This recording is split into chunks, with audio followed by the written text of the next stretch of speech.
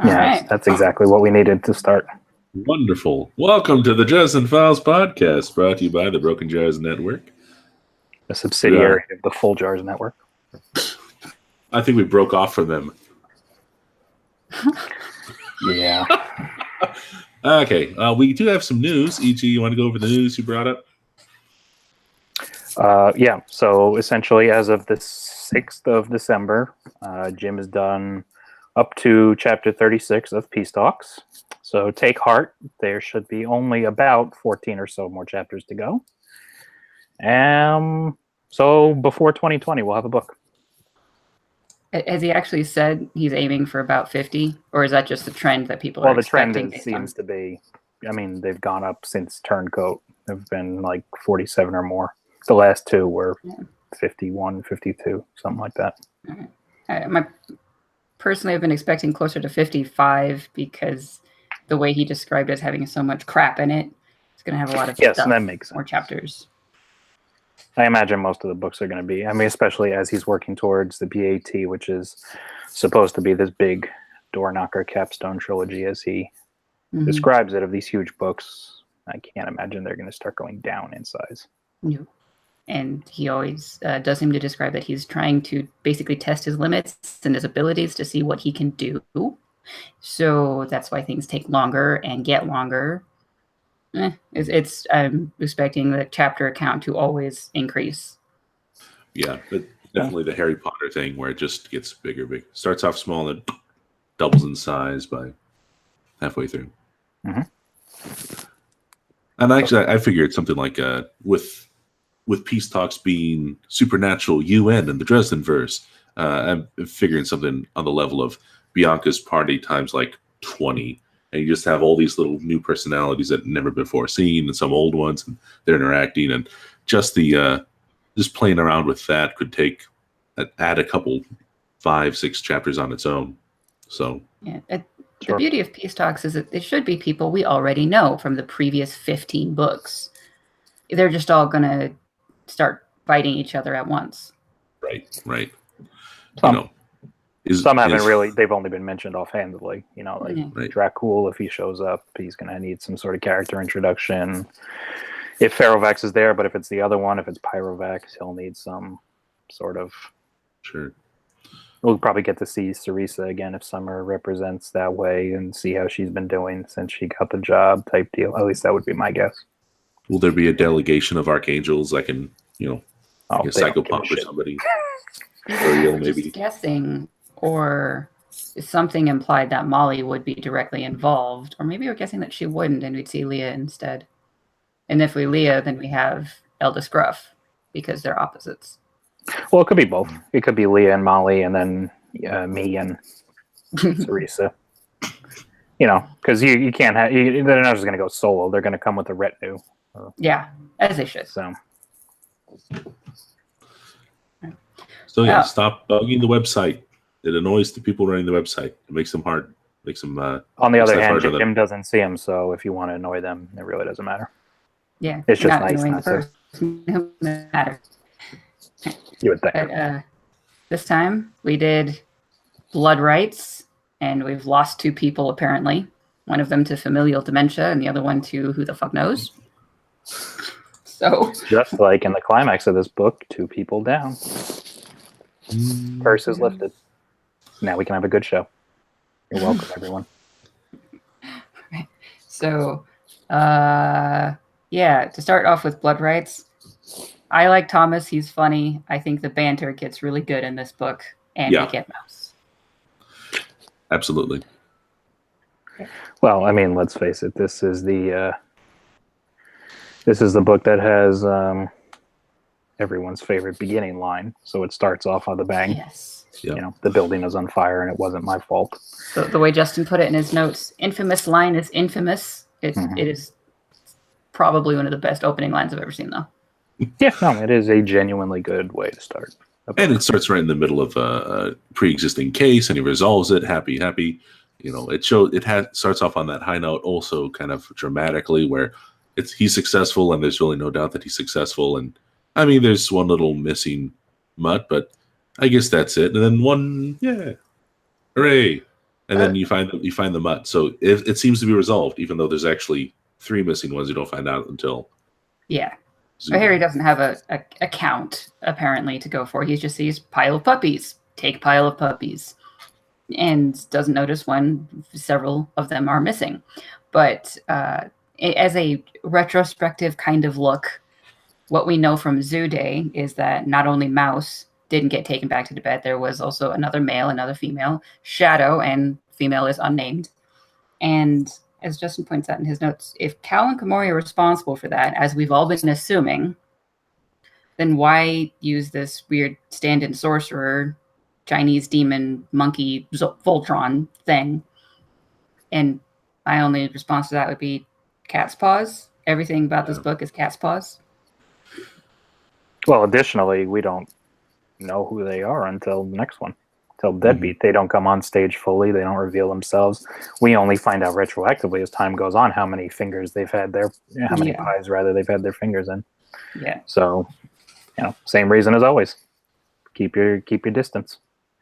So yeah, definitely the biggest strength of this book is going to be in the. I would say it's in the world building or the plots of the stories, but there's a lot of great quippy lines, and Harry's really on fire today. He starts off on a high note. He just dishes out the snark right at the beginning, and it's always hilarious, especially when he first shows up on at the set and everything, which is kind of an interesting dynamic considering the ending of this is kind of a downer. I mean, the White King's down and out, but and I guess he finds a half brother, but he didn't quite beat Mavra, and that's a problem, right? Yeah. And everyone else is pretty much miserable, and lots of people die. And there's a little bit of happy notes towards the end, but pretty much all the uppers are right there at the beginning of the book. Yeah, I suppose. I mean, he doesn't really. He hints at the fact that he knows how it was kind of too easy that he took her down, but like everything else, it doesn't really show until the next one. And he gets a brother, which he seems happy about. Moves in with him. Mm-hmm.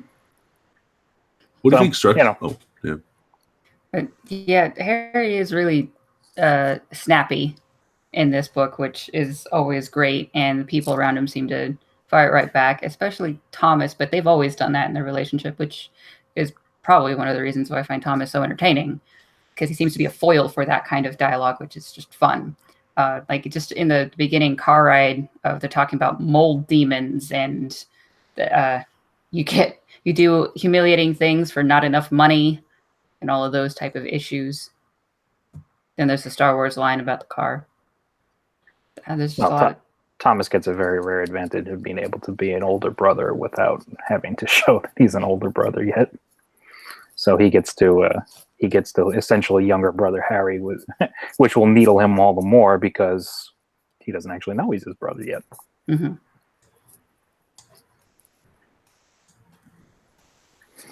But yeah, so the book starts off pretty kind of like Grave Peril. You're just kind of thrown into the action with your main sidekick for the story. And Flaming Monkey Poo and the dogs and Brother Wong. Or is it Brother Wong? I think he switches back between Wong and Wang. Yeah.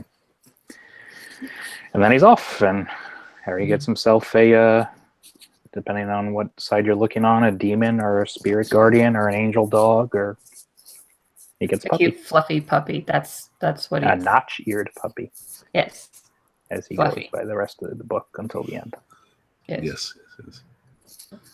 And it's one of the best moments is when Mouse, as yet unnamed, just going at the Snoopy doll because it still has the Luke Guru's blood on it. Mm-hmm. Got to kill that evil. Mm-hmm. One thing that I've always found kind of interesting is the way that Thomas seems to be in Harry's position, and he kind of highlights that when he's asking in the beginning, what about Susan? You got her involved and then she got hurt and had to leave, and he's worried about Justine. So he's doing almost the same thing of trying to keep Justine in the dark so she's safe, and it doesn't work through not much fault of her own.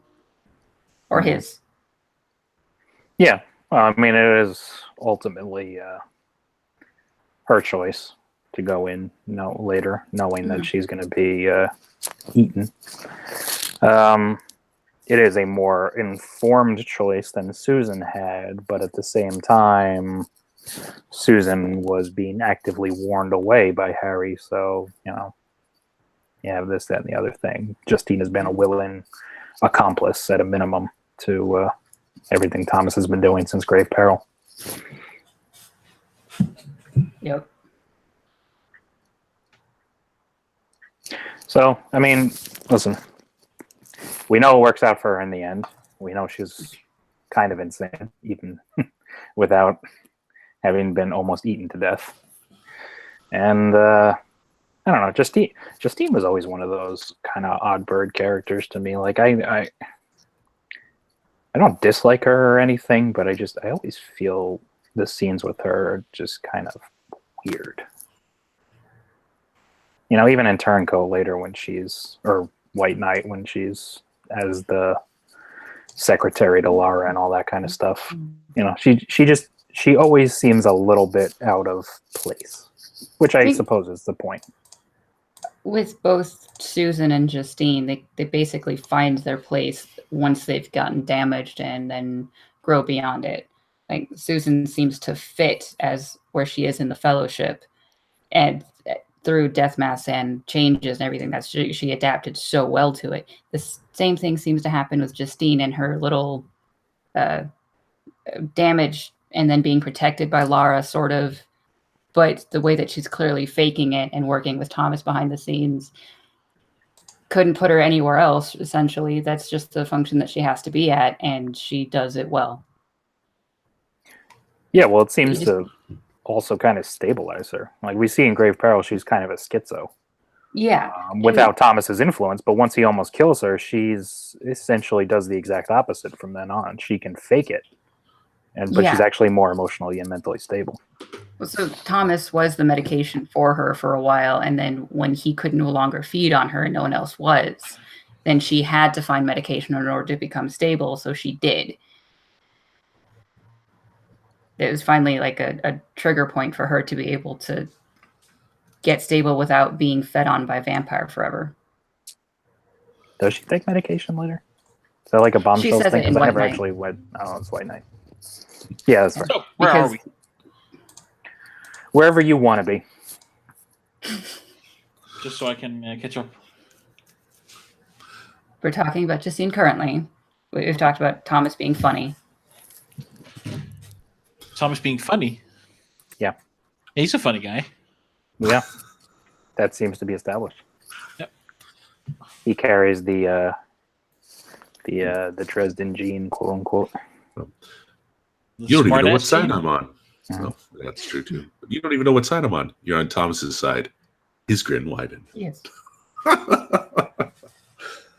No. So one thing I picked up on the our Dresden Files subreddit, somebody pointed out this book. It's got 3 X's. Because that means the 3X and then the 3X. Yeah, the 3. Anyway, maybe that was obvious to everyone else. That's got to be on purpose. It's got to be. It's got to be. I never heard. It was. I never thought about that. It's like the double meaning or triple meaning or quadruple meaning of a title. Yeah. It's the same general. So blood rights. So blood because vampires. Rights because it's a spell. What else you got? And the relationship between Harry and Thomas. Yeah, the death curse. The fact that it's tied to their blood like that. Yeah. There's also the idea of blood rights. It's my birthright type of idea. Yeah. Just accept it. Okay, I accept it. Let's see what else we got here. So Harry gets recruited on a case by his brother that he doesn't know is his brother yet to go work to There's try and familial stop a dementia bunch of porn happening all stars. over the place. There's Harry and Thomas, Murphy and the clan of Murphy it's family. I forgot how big the clan of Murphy is, by the way, because I just listened to that. Like, Irish Catholic family, man. Yep. is that a thing? Like, are these really that big? Yes. Yep. It's not like uncommon. No, The Irish they're families follow the Catholic doctrine of no birth control, so they have 10 plus children easy.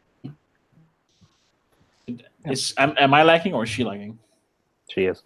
She did a bit. Yeah, it's okay. We'll keep Yeah. her Well, around we here. waited so long for you that our internet connections can no longer keep up.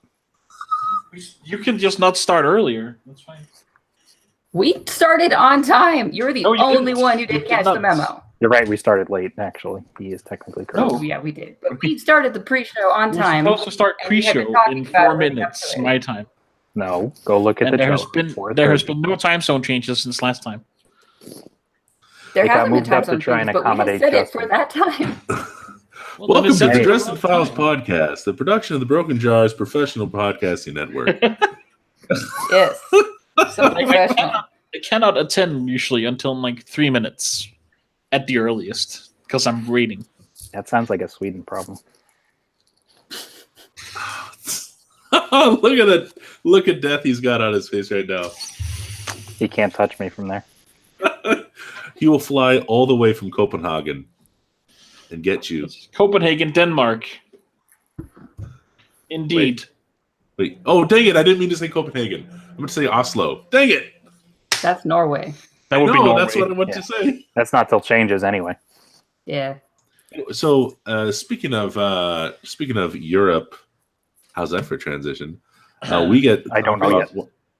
Well, we get all sorts of goodies about White Council stuff with the Black Staff, delineation of the 7 laws of magic, a little bit of stuff on Kincaid. We get all that delicious little world building stuff with those characters in the basically inconsequential subplot of Mavra's Den.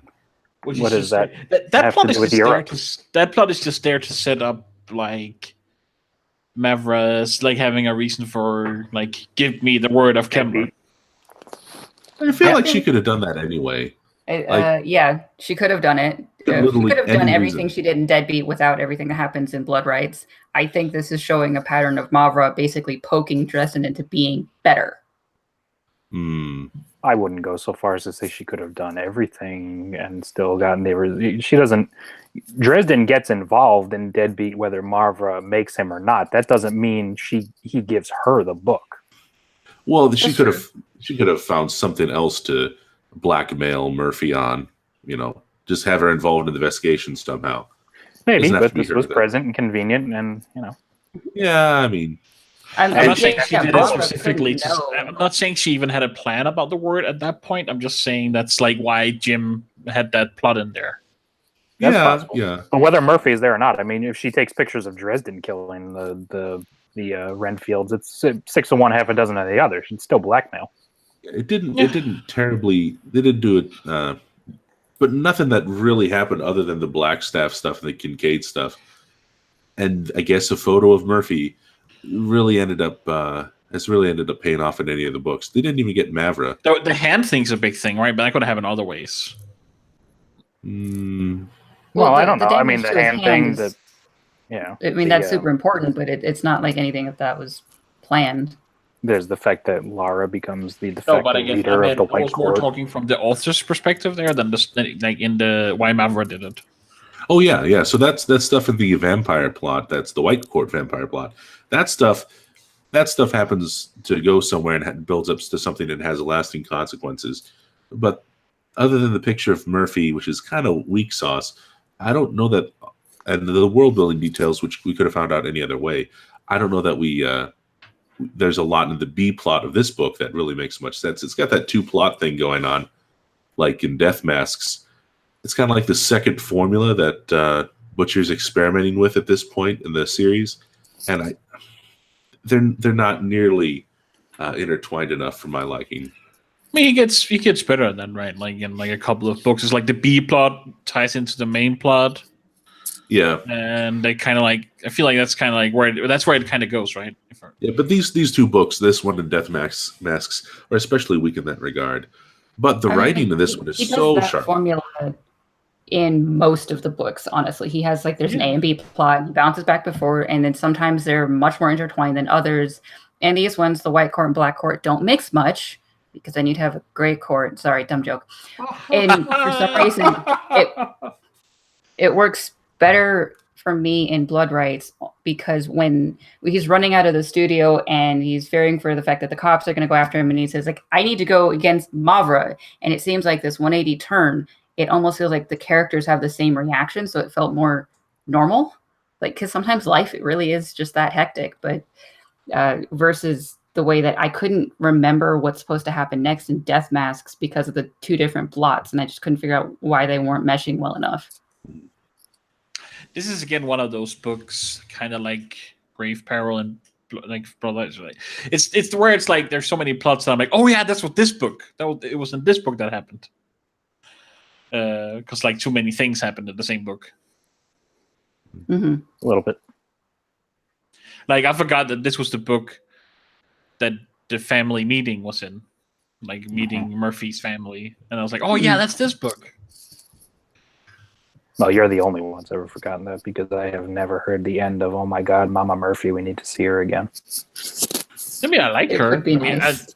I was certainly reminded in this book that I thoroughly enjoy Kincaid's character.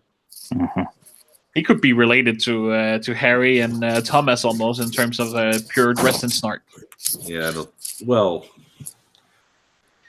he's just cold-hearted, ruthless. That's really what he has. I don't think he has snark so much. He's more like a... He has a little bit of snark. Yes, sir, Master Dresden snark. Yeah. See, Murph? Yes, sir. Sorry. That's really you know what's interesting about this? You have a book with... Here's a missed opportunity. You have a book with Ebenezer and Thomas, and we don't find about any further family relations, or there's no significance there, or they just kind of ships passing in the night. Yeah, they don't interact with each other than the fact that Ebenezer talks about White Court, but Harry doesn't find out that Ebenezer's actually his grandfather, even though it really kind of feels like he should at that point. Right. Almost put things together the way that Ebenezer's talking about his history. So the connection didn't get realized until Changes, but it's still not pointed out until supposedly Peace Talks. Well, I mean, it's at this point he's already emotionally distraught, essentially, at the fact of finding out how his mother died, and Eb doesn't come right out and say how they're related, because up until the end he still doesn't. I mean, up until Changes, it's not like Harry just pieces it together. He essentially gets flat out told why. Yeah. Why this is happening to him now, and then it's like, oh, so he's my grandfather, not because he has some intuition on the matter. It's like, he's your grandfather. Shut up. This is one of those moments where, like, again, where you're like, oh yeah, Dresden's a professional investigator and wizard, but yet he does not figure out anything about his own life, just everybody else's. When it's concerned with family, that's always been his big blind spot. So. Which he does highlight several times in this book, but amongst everyone else's familial issues. Mm-hmm.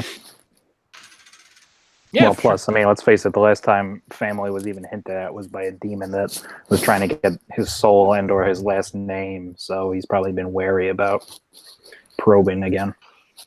Do we feel like if you think about it, in the books, like, we know this is like a weakness of Harry's, but do we think he gets better at it? Like seeing those blind spots in his own life? Because he's so good at seeing everybody else, but not his own. I'd say. I mean, in what sense? In the familial sense? Because the only other blind spot comes up in the same book where he finds out he has a grandfather. Just in general, like his, it seems like he misses a lot of stuff when it comes to his own personal relationships. If it's, Ebenezer being his grandfather, Thomas, why is Thomas helping him? His friends, like what they think about him. To be fair, when you grow up as an only child, you don't expect an older brother to come out of nowhere. That's what you dream about. That's what he said anyway, right? But sort of. And he has mentioned that, like, he was wanting to have a brother, and he's very happy that Thomas is there now. But you don't expect an older brother to show up. What he should have kind of looked into was the fact that multiple people said that there's more to his parents and the history. That Nicodemus says Maggie's the youngest. There had to have been someone out there, and he didn't look into it. Well, I mean, he has, and I guess you can excuse that as a consider the source type deal. The first one was a demon that we now know is actually works with and for hell, and the other one was a fallen who is the elite of hell.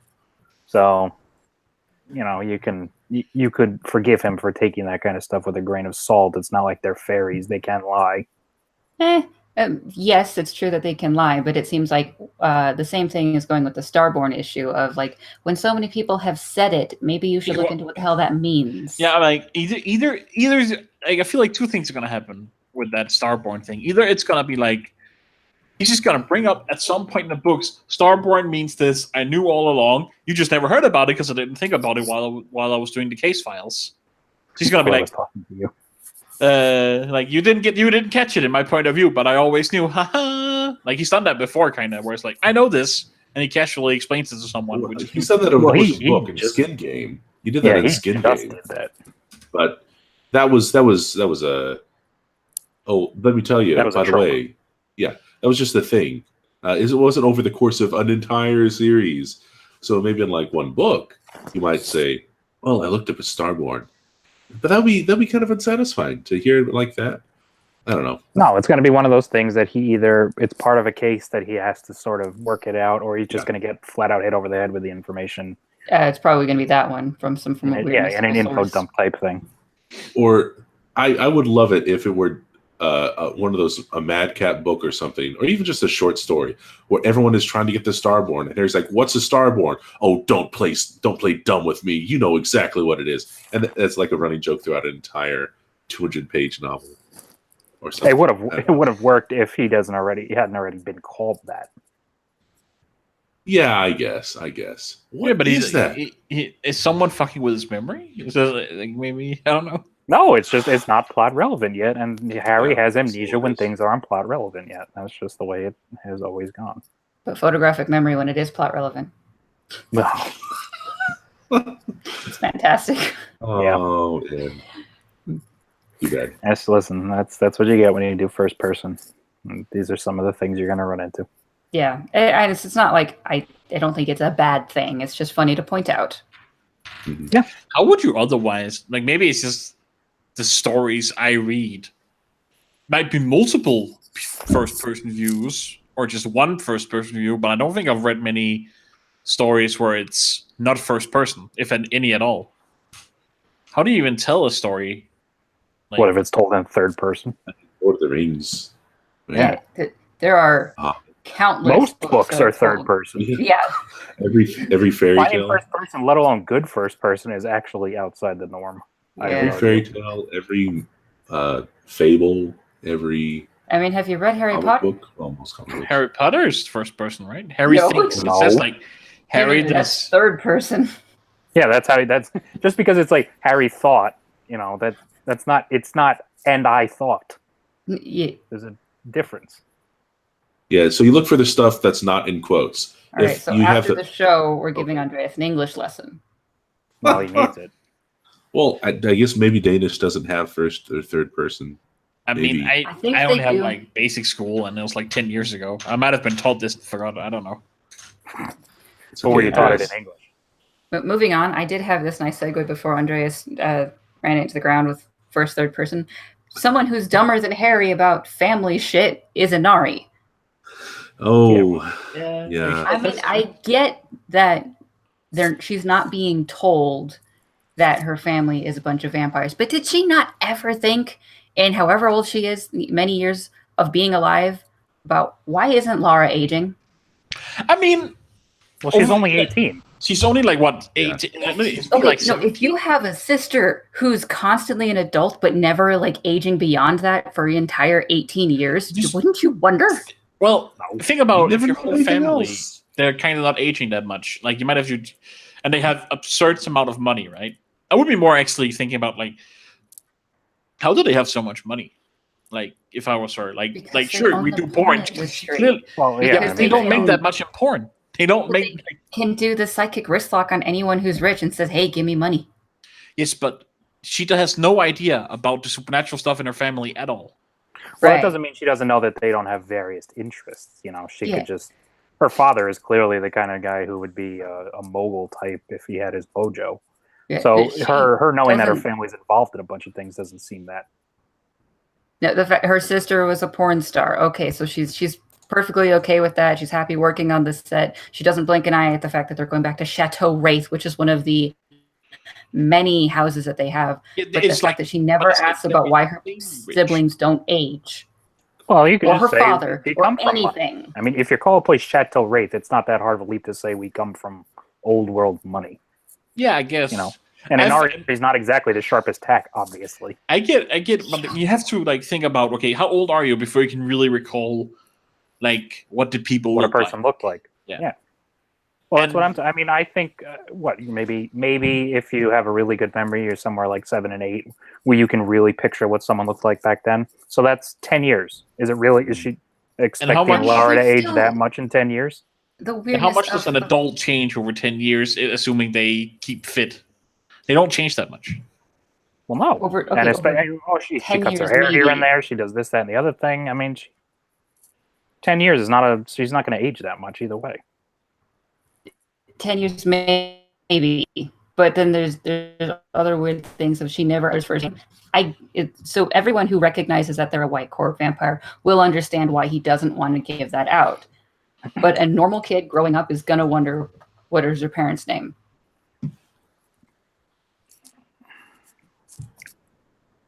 A normal kid, yes, but I would The not dumbass that is Inari will not. I would not be over. I imagine there are kids out there today, even that are not white court vampires, who just call their parents mom and dad and don't actually really know. Like, it would be a rarer thing, I grant you, but it's not impossible that. Okay, anyone over the age of 10, I would say if you don't know your parents' names, that's something suspicious. But you got to realize where she's coming. I mean, she's coming from a pretty insular group. If this was, let's just take a weird example and say if this was an Amish family and they called each other Ma and Pa and they didn't know that, would it really strain so much credulity if you thought maybe they don't actually offhand know their parents' names? It just wasn't how they did it. They didn't tell them until they were 18 because they weren't a real adult yet, and then you could find out some ridiculous thing like that. I don't know. I mean, I've always You would think it's weird. I would think it's weird. Sweden would think it's weird, but it's not completely outside the realm of possibility. It would just be a weird cultish, religious, or insular thing. I don't know. Fantasy book. I can't get that about that. Yeah. Personally. She's weird and she's dumb, and I don't explained. No, luckily we don't ever have to see her again, hopefully. Except that she comes back in at least one.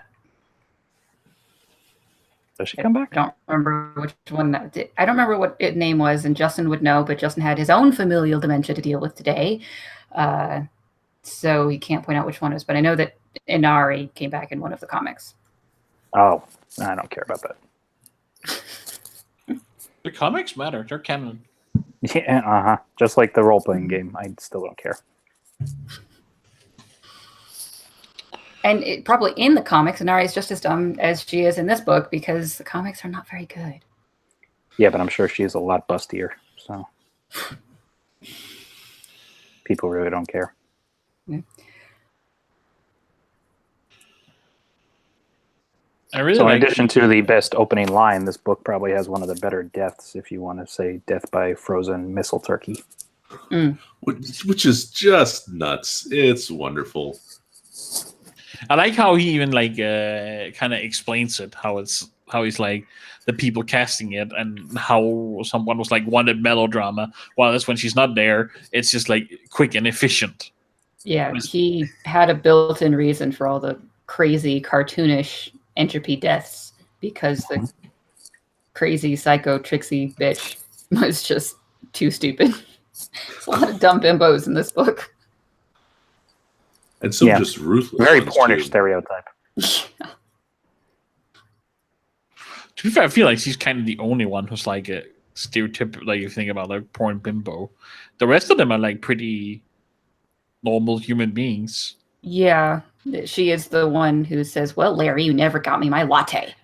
Never met him before in my life, but he apparently owes me a latte." Yep, too stupid to even give his name to the police because she couldn't be bothered to remember. The fact that it's a consistent thing throughout the entire book is like the only reason I think it works, because it's not like Deus Ex Machina stupidity at one moment. It's just forever. Right. Well, and then it also helps to set up. Wait, you know about rubbing out the circle? Oh, wait, how do you know about the circle? And that's supposed to be a clue for the reader. Oh, you're in on it. You're one of the 3 X's casting this curse. Right? I mean, Didn't you already figure that out for them?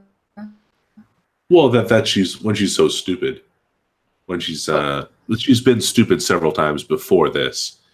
And like, wait, she's finally I think smart. it was more to highlight that even stupid people can get kind of lucky and be. Well, that's how it plays dangerous. out. But it's also a clue for the reader who the bad guys are. But I guess. Well, I mean, she's also at that point. She's isn't she on the phone with the other? I suppose. Yeah. I suppose that's true. She was on the phone with Wraith, which is why it was so targeted when Emma died, because it was Trixie's own gun that killed her as she was walking by the hallway, versus something weird and comical like falling in a vat of honey or something. Was it Wraith that was like running that curse, or was it one of the other girls? Yeah, I think I think I don't remember who she was on the phone with. I thought it was one of the. He was on the phone. I thought it was one of the other girls too. Trixie was on the phone with Wraith. Madge was running the whole magic portion of it. Wraith was kind of guiding it, and then they killed Lucille to power it. Okay. Yeah. Just imagine being like the big Lord Wraith and having to cater to those women to get them to do the cursing for you. Yeah, which is one of the little insight hints that Harry had to think of what the death curse was that his mother did.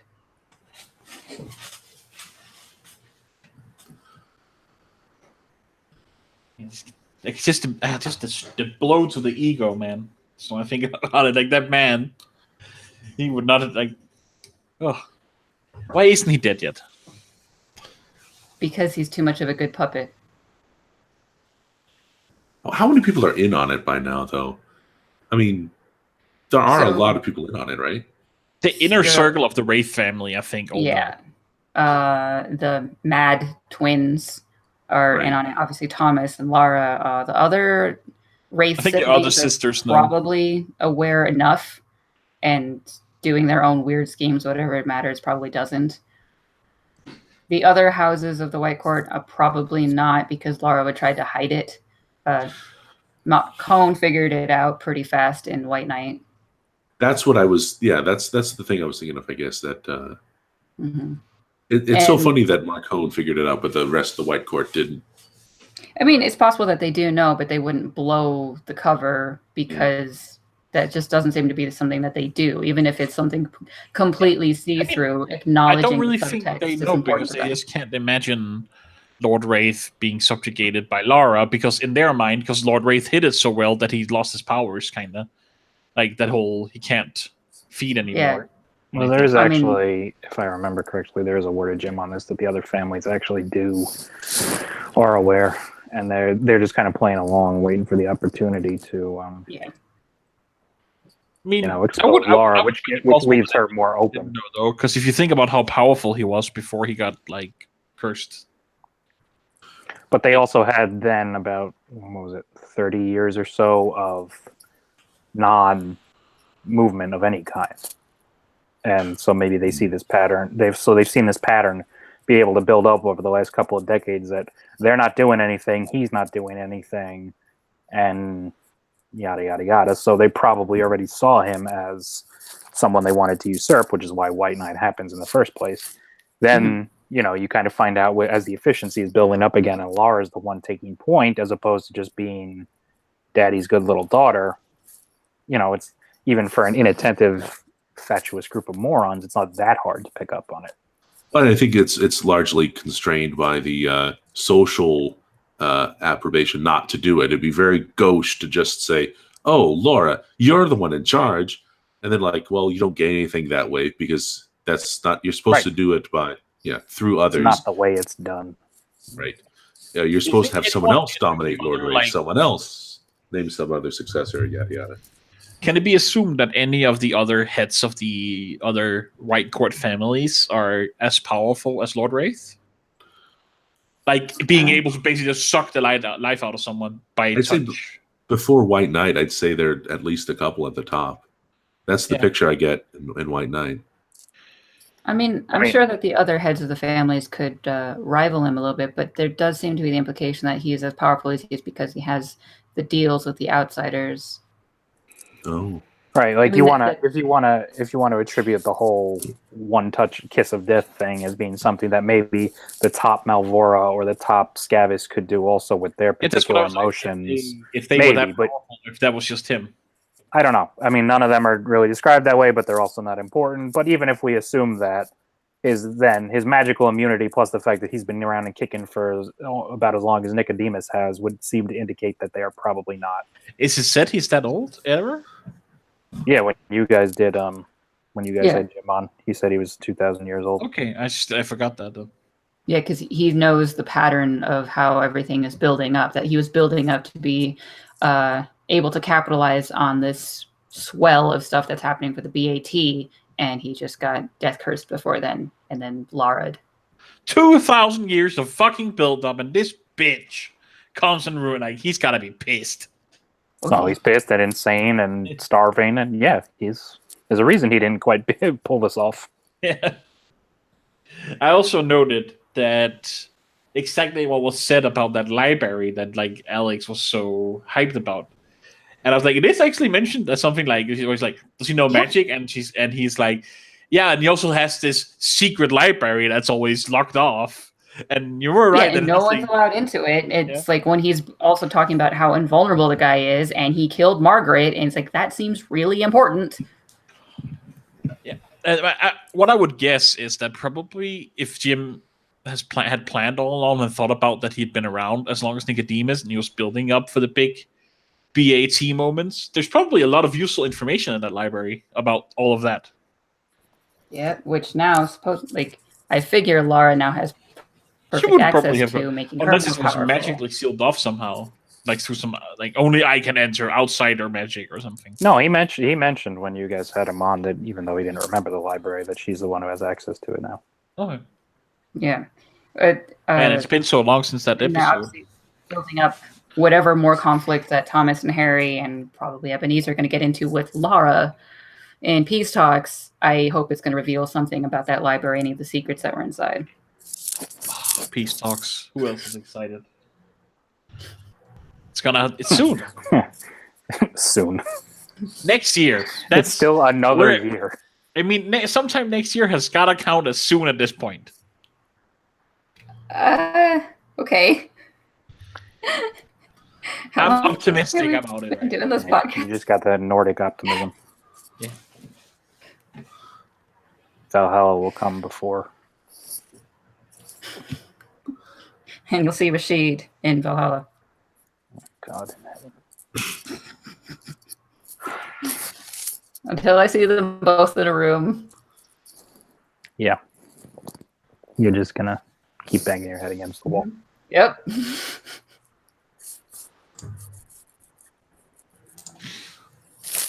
So more dumb people in this book were the weird bodyguard twins. Although they seem to have a reason for being dumb, because they're probably like psychically battered into being it. But how old are they? That's not meant in the description, right? Late 20s, mid 30s, maybe. I don't know. They can't really be. He can't have enslaved them, right? Like he can't have done it personally. Yes, he could have. Why? What? He doesn't have. He can't feed on them. Like he can't use his powers.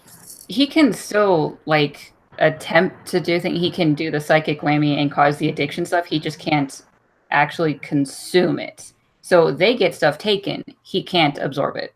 Yeah, you see what he does to Murphy. It's not like he has nothing. He just doesn't get what you get out of it. I just thought the whole Murphy thing was that's part of why it doesn't work, because he's like she cursed him. It's not really working. He can't do it. Well, yes, I'm sure it would have been much more potent had he also been essentially eating her soul, because she even says that she felt the effects and it felt like Kravos. It was obviously didn't do quite the same thing because she was not knocked out in a coma for days and days and days and didn't have part of her psyche ripped out this time. But it did have an effect.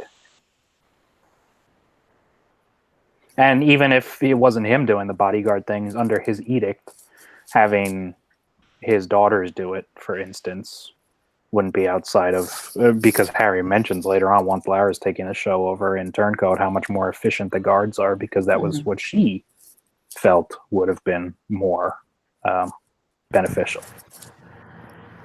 One thing I'm thinking there is that they're not like, blindly loyal to him. They're blindly loyal to one of his kin. And it seems like they're definitely fanatically devoted to him. Well, I mean, either way, even if it was, for example, Lara who was battering them into submission, up until the very end of that book, everything still is through the head honcho, so it's still doing it all for the quote-unquote king. So. Yeah, I guess. One thing I'm curious about is, what's the White King's relationship to the Oblivion War? Is there anything set up about this in this book? Because, of course, there's the short story. So Oblivion War is never mentioned in the books themselves, I think. No. But how does it... Is he, if he's working with outsiders, he got outsiders' power, how does... There is an Oblivion War connection in the Wraith household, at least by the time that Lara takes over Lara and Thomas. How does that work out with Lara Lord and Wraith? Thomas are Venators, but it's not established that Lord Wraith is at all. Okay, so he has no idea it's going on, or does it not go on Probably until not. after he's... I mean, you have to. The only one who knows everything is Ivy. The archive, yeah. She knows who the players are, who this, that, and the other thing is. There's really no reason for either his children to know what he's doing with outsiders, or for him to know that they're Venators. I guess I'm just thinking, compartmentalized. how could Lord Wraith, while he was still alive, not know? He would be keeping tabs on everyone, right? Sort of. He also seems to be him? described as an idiot once in a while. Self-absorbed, at least. I mean, and also in the short story, Thomas says that, I mean, years and years could go by before anything is going on. If you're doing one errand one weekend as a Venator, I don't think it takes that much to slip away. Yeah. But then again, Lord Wraith's been around for how many thousands of years? 2. Well, that's true. About 2,000 years. Thank you. I wonder who said We should have said how many hundreds of years. Thank you. Then he would have been able to say 20. Stop it! I mean, like 25 at least, okay? God damn it. The thing of it is, I suppose, if you want to be a player in this thing, maybe you know about it, maybe you do whatever.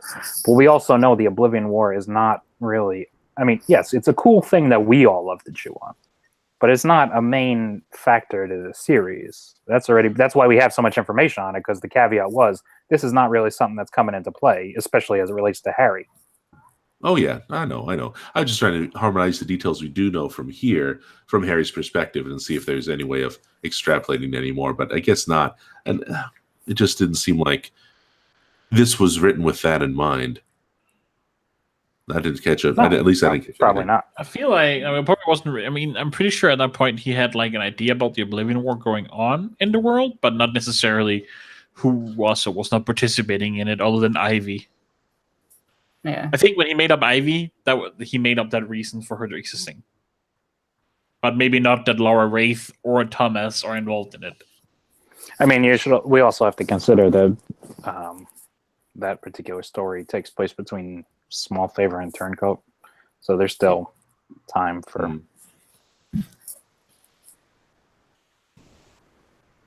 But Lord Wraith does seem to... He's weirdly powerful and sometimes effective, but he does seem to be a bit oblivious and kind of moronic at some points, and he doesn't take as much precautions as he should because he's too prideful for it. The way Ebenezer described the the dinner that he went to, and Margaret was trying to convince him to join into the whatever it was they were doing. Some people were able to point out or figure out that Margaret and Ebenezer were fighting like family, and it doesn't seem like Lord Wraith figured it out at all. Nope. I mean, if Nicodemus is, evil overlordy, then Wraith is kind of arrogant evil overlord. I mean, he's the guy who likes to gloat about his plan, right? Yeah, he's the Bond villain. He's the monologuer. He's the Bond villain. He's the Bond villain with the Bond bimbos. He even has a chateau. Right. I mean, he's Scaramanga. He's, Blofeld. He's Scooby-Doo villain, if it wasn't for these meddling kids. He has the chateau. He has the weird, like, lair that is the deeps. It's like, yeah, this kind of fits. That's actually so true. He really is a Bond villain. One touch I really like is that elongated scene between Harry and his mother in the soul gaze. In the soul gaze between Thomas and Harry, right? Mm-hmm. Yeah, that's a nice little peaceful respite from the rest of the action in this story, which is a little bit. Yeah, it's a moment of recovery, essentially. Like, there was a lot of action in the moments leading up to that, and then it's just the breathing period before they get into more action. Jim calls it scene and sequel, and there's everything. It's like that, whether it's the scene of stuff happening or it's a sequel of reactioning to it, and that's what the soul gaze is. Mm-hmm. I guess I know Jim doesn't write in themes, but if there's a theme in this book, it's love. I guess. Family and love. Yeah, family and love. Gotta keep saying it. Familiar dementia. Family. If there's a theme revolving around families, I would call it love. Well, hey, quite you. It's got love in that. Well, here's the thing. How do you tie in Arturo with that, right? There you family. go. He's starting a new family. Yeah. Well. Yeah. It's. I think there's a connection there between how all of his ex-wives think of who the possible targets are. So they don't attack the frumpy woman because the frumpy woman could not possibly be the new wife.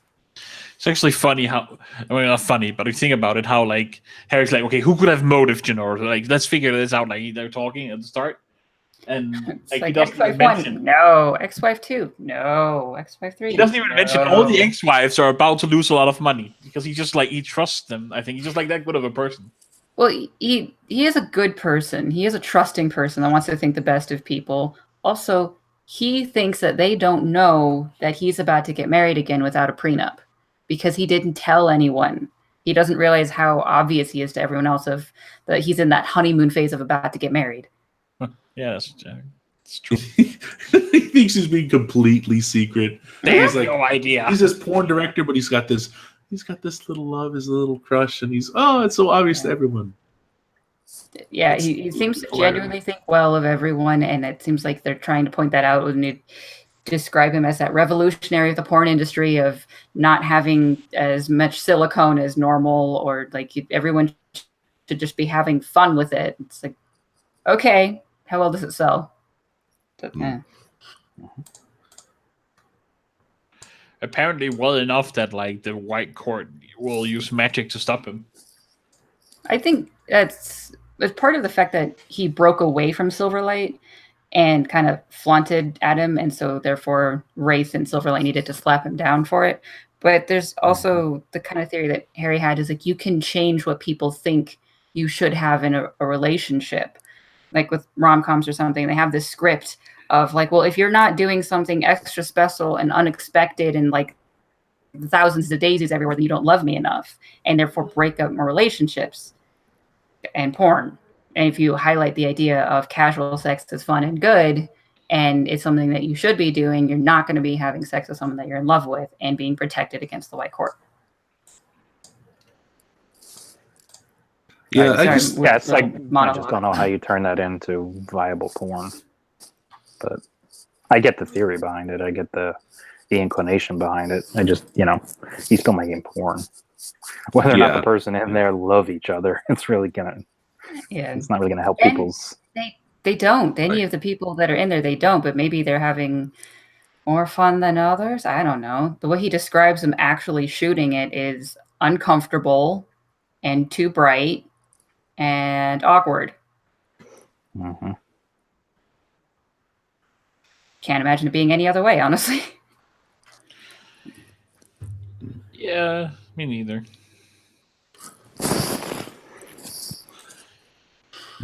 He even says it's like only loose. You would think it would be like what is it he says? What's the wording? You would think it would be. I don't remember the wording. Something like it can only loosely be described as sex or something like that. Because all the time they have to stop and all that you said. Okay, but I wonder if Jim would went out like so. Any porn studios need an author to just come by for some research? This is one that sounds like it should have been built on a dare. Like a BDSM scene with Susan, he made plot relevant, okay, but probably someone could say, no one can make porn plot relevant. But I don't know if that actually ever happened. It just seems like it kind of fits. Yeah. Now that I think about it, we were talking about this book having kind of a 2-plot structure, but it almost feels like it's a 3 because you have the X's, then you have the family deal between Thomas, Harry, Lord Wraith, and then you have the attacking Mavra thing. Was there a terribly strong connection between Lord Wraith wanting Harry dead and the X's? Or it just it does. I mean, I think you're right. It does you're kind of feel like three stories almost. Yeah, because that's the climax. I mean, putting an end to the curse, sort of. But the porn book. So many dumb jokes this episode. I like dumb jokes. Yeah, I do too. It's just like this is the episode for the dumb jokes. Yeah, we'll have Eddie take care of it. Eddie, magical editor. Definitely take out that argument about time. But so speaking of time, just in the end, we should probably bring up when we're doing the next episode because I'm not sure over the Christmas if we're sticking to 2 weeks. So we'll have to figure that out. Stop. But also, Eddie better have really good magical powers. But also, we have people clamoring for the cat. So let's. Do you have the cat around? Is the cat? I showed him when you wrote it in chat, like quickly. He's not here right now. Oh, he's over there. Oh, very good. This is important podcasting material. A vision of the cat. Extremely, extremely important. Right next to the radiator, of course. It's not on, but yeah. Oh well, I'm sorry, cat.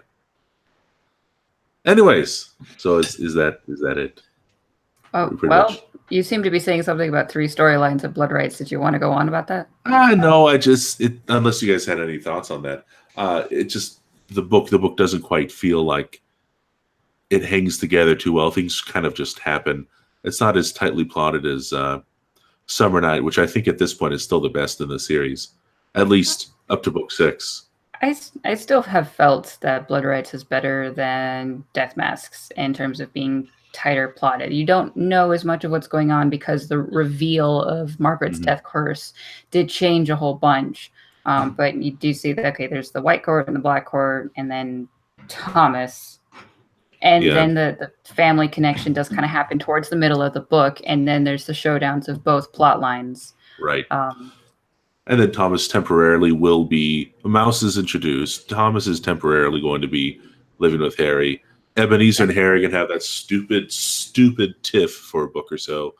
That just kind of lasts for a little while, which is just completely annoying and terrible. Yeah, that parts of it is.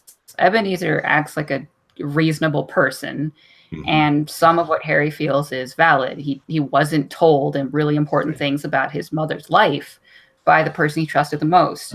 But Harry seems to miss the whole thing of calling Ebenezer a hypocrite. That doesn't quite make sense because of all of the lessons that Ebenezer enforced. Those are so important because Ebenezer is the Black Staff.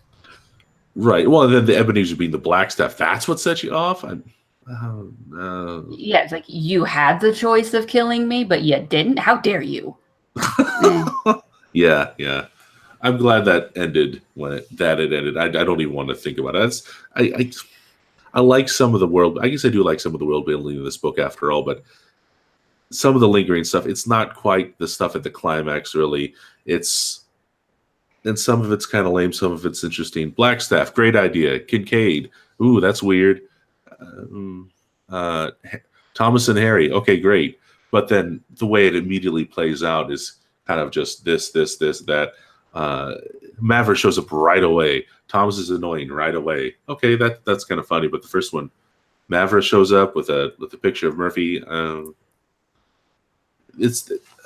wonder if Jim was just trying to pay off some stuff. Yeah, have some stuff right away. Planning on writing the book when he did, right? Like he maybe wasn't as prepared for it. That one with one of the zombies. Yes, he did switch. Deadbeat went in front of proven guilty. He did intend on that being the opposite. Yep. But he thought Sue should be in the first hardcover. Yes, he was told to do something a bit more dramatic and thrilling. Yeah, it ties off some of the weaker stuff at the beginning, I guess, and then it also points out to the new readers who picked it up in hardcover for the first time that great, there'll be long form storytelling here. You can expect continuity and things changing and things mattering. It's like more like Buffy and less like Next Generation or something.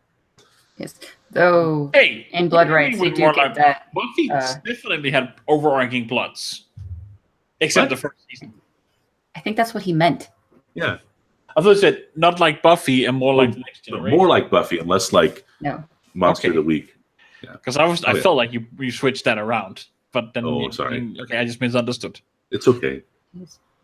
Blood Rites is the one that has the Buffy reference here, and already have a sharp stick and make like Buffy, says Spike. Well, I'm entertained by the little things. Sorry. Also, Bolshevik Muppet. Oh yeah, I thought about that when he said that. Bolshevik, I've thought of you. It's one of the moments that, like, Harry and Kincaid, as much as they annoy each other, they really understand each other at certain points. Like I said, I feel like he could, like, in terms of snark and humor, he could have been at Reston. They complement each other fairly well. Yes, sir, Mr. Dresden, sir. Man, I love that. It's just so funny. See, Murph? Yes, sir. Okay, plug the stuff. Welcome to the. Oh wait, no, we're not welcome. So we're not the welcome anymore. Wait, goodbye from the present Dresden Files podcast. Check out other podcasts from the Broken Jars Podcasting Network. We've got Great Scott, which is next time is going to talk about an episode of The Office. Then we have High Fantasy, which talks about fantasy, but it's on hiatus. Yes. Hiatus Fantasy. But check out the joke will never get old. Check out all the archives, but not Ivy, just the archives. What else we got? We got Sim Talk, which is an actual extremely professional podcast brought to you by the Broken Jars Podcasting Network. They have their with own real name. Professionals about industrial simulations, which is more interesting than I've just said it. You should watch the podcast to find out. And let's see what else we got. Is that it? Dangerous to Go Also, Alone. you can personally recommend Dangerous to Go Alone. one. Tell me about Dangerous to Go Alone. It's J. Ray and his girlfriend talking about nerd stuff and nerd culture. Nerd stuff and nerd culture. Take this. Okay. Yep. That's the Broken Jars Network. Seal of guarantee.